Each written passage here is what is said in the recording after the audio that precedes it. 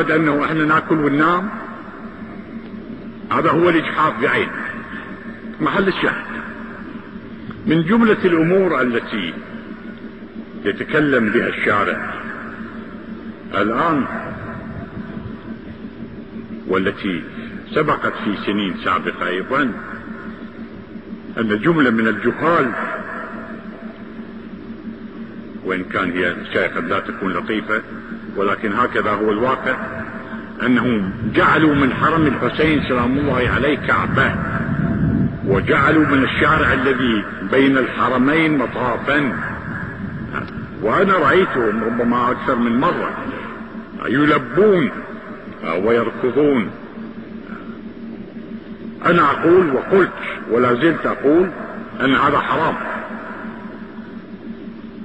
الدوران حول ضريح الحسين وحول ضريح المعصومين راجح احتراما للحسين عليه السلام واحتراما للمعصومين، هذا صح.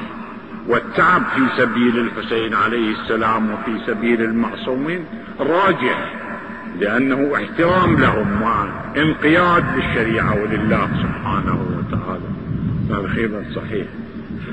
ولكن الوهم أن هذا هو شبه الحج أو هو الحج أو المجزي عن الحج، بدليل على أنه يلبي بحماس، وإذا قالوا له لا سوي هو يسوي، كأنما جاي حج في كربلاء. لا، العفو، هذا غير ممكن، بل هذا هو الحرام بعينه.